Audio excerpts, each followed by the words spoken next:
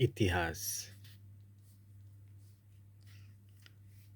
तेसालोनिकेंत गुळबोळ चॅप्टर 17 आम्फिपोलिस्तेंतल्यान आनी अपोलोनियेंतल्यान वाट धरून ते तेसालोनियेक पावले. हांगा जुडेवांचें एक देवस्थान आसलें.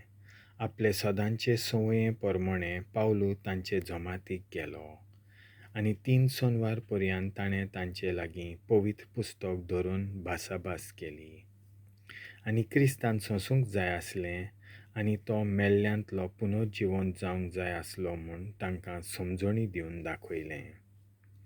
तो अशें सांगतालो, हांव तुमकां परगट कोत्तां तो जेजू होच क्रिस्त. तांतल्या थोड्या जाणांनी हें मानून घेतलें आनी पावलूक आनी सिलासाक तीं एकठवलीं. हांचे भायर देवाक भोजतल्या ग्रीक लोकांच्या एका व्हडल्या चोंब्यान आनी उंच कुलयेच्या जायत्या बायलांनी तशेंच केलें. पूण जुद्यो निर्दुकायेन भरले.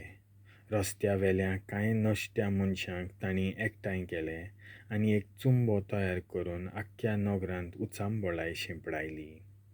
पावलूक आनी सिलासाक सोदूंक आनी उपरांत तांकां लोकां फुडें उबे करूंक म्हूण ते जेसनाच्या घरा गेले.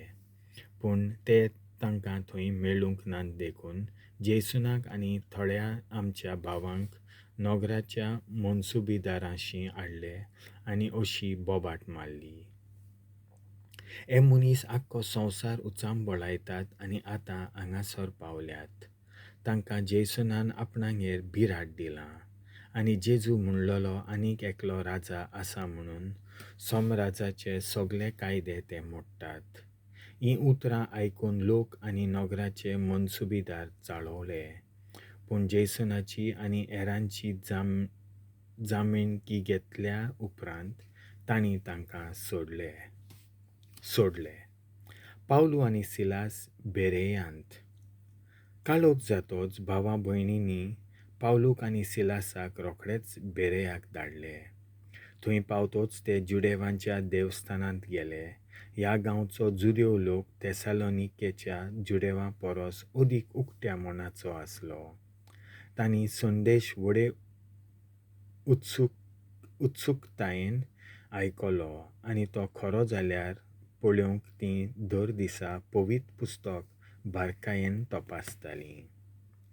तांचे मदल्या जायत्या जाणांनी भावार्थ धरलो आनी ग्रीक लोकांतल्या उंच कुलयेच्या बायलांनी आनी पुस्कोळ दादल्यांनी तशेंच केलें. बेरयांतूय पावलू देवाचें उतर परगट्टा म्हूण तेसालोनिकेच्या जुदेवांक गमतोच लोकांक चावूंक आनी उचांबळ करूंक ते थंय गेले. तेन्ना भावा भयणी रोखडोच पावलूक दर्याचे किनारेर धाडून दिलो. पूण सिलास आनी तिमोथ थंय पाटी रावले. पावलूक वाटेर राखूंक गेल्ले तांणी ताका आथेन पर्यंत पावयलो आनी सिलासान आनी तिमोथान जाता तितलेय बेगीन आपणाशी येवचें म्हूण पावलूचो निरोप घेवन ते परत आयले. पावलू आथेनांत. पावलू आपूण आथेनांत तांची वाट पळोवन रावलो आनी हें शार कुड्ड्या देवांच्या मुर्तींनी भरलोलें पळोवन तो सगळोच कांटाळ्ळो. जुदेवां लागीं आनी देवाक भोजतल्या कडेन तो देवस्थानांत भासाभास कोत्तालो आनी तशेंच चौकेर थंयचे येत्या वेत्यां कडेन वाड विवाड कोत्तालो. थोडे एपिकोरी आनी इस्तोईकी तत्वगिन्यानी आनी ताचे लागीं हुजत कोत्ताले. कांय जाण अशें म्हणटाले, हो बडबड्यो कितें सांगूंक सोदता. दुसरे कोण म्हणटाले, तो एका पक्क्या देवा देवीचें जोडें परगट कोत्ता दिसता. कारण पावलू जेजूचो आनी पुनर्जिवंतपणाचो तांकां प्रचार कोत्तालो.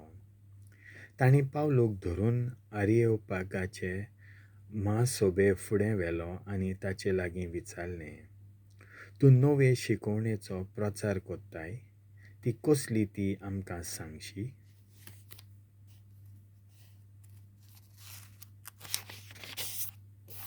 तूं सांगताय तांतल्यो थोड्यो वस्तू आमकां आठव्योच लागतात म्हणटच आमी तांचो अर्थ कितें तो जाणो जावंक सोदता.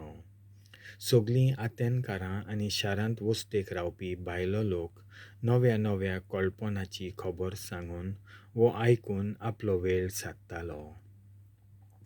पावलू आरियोपागाचे महासोबे फुडें उबो रावलो आनी असो उलयलो.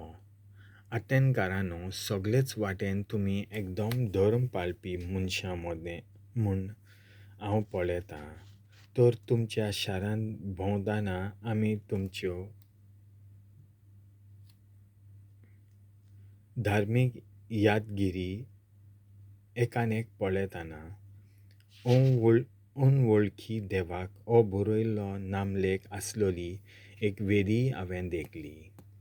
बरें, तर तुमी वळखनासतना बोचतात तोच देव हांव तुमकां परगट करतां. संवसार आनी ताचे भितर आसा तितलेंय रचलां तो देव स्वर्गाचो आनी प्रितुमेचो धनी जावन मनशांच्या हातांनी बांदलोल्या मंदिरांत रावना. न्हय म्हूण कित्याचीच आपणाक गरज आसा म्हूण मनशांची सेवा चाकरी तो घेना. उरफाटीं सगल्यांक जिवीत आनी स्वास आनी सगल्यो वस्तू दिता तो तोच. आख्खी प्रिथूम भरूंक एकाच मनशा थावन सगळें मनशाकूळ ताणें उत्पन्न केलें. ह्या भायर एक राष्ट्र कितलो काळ तगचें तें ताणें थारायलां आनी त्या राष्ट्राच्या देसाक शिमो घाल्यात. ह्या वस्तू वरवीं सांसपून जाल्ले परी मनशांनी आपणाक सोदून काडूंक देवान अशें केलां. तरी तो आमचे थावन पयस ना, कित्याक ताचे सोबे आमी जियेतांव, भोंवतांव आनी आसांव.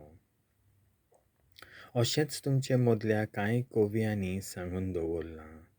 आमी सगळीं खरेपणी ताचीं भुरगीं.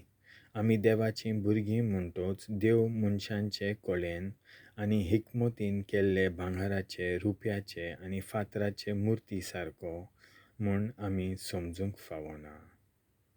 असल्या नेनारपणाच्या कालाचेर देवान लक्ष घालूंक ना, पूण आतां सगळे कडेन आसलेल्या सगळ्या मनशांनी जिवीत बदलचें म्हूण तो परगट करता. कित्याक संवसाराची नितिवंतपणान नीत करूंक ताणें एक दीस थारायला आनी एका मनशाक नितीदार नेमला. आनी ह्या मनशाक मेल्ल्यांतलो पुनर्जिवंत करून ताची खात्री ताणें आमकां सगल्यांक दिल्या. मेल्ल्यांच्या पुनर्जिवंतपणाची खबर आयकना फुडें थोड्यांनी ताच्यो मस्कऱ्यो केल्यो आनी दुसऱ्यांनी म्हणलें, हे विशीं आमी दुसरे फावटी तुजें आयकूंक सोदतांव. असो पावलू तांचे मदलो कडसरलो. तरी कांय जाणांनी ताका एकठांवून भावार्थ धरलो. हांचे मदें आसलो दियोनीज नांवाचो आरियोपागाचे महासोबेचो एक वांगडी, दामारीस नांवाची एक बायल आनी तांचे बरोबर आनीकूय दुसरीं.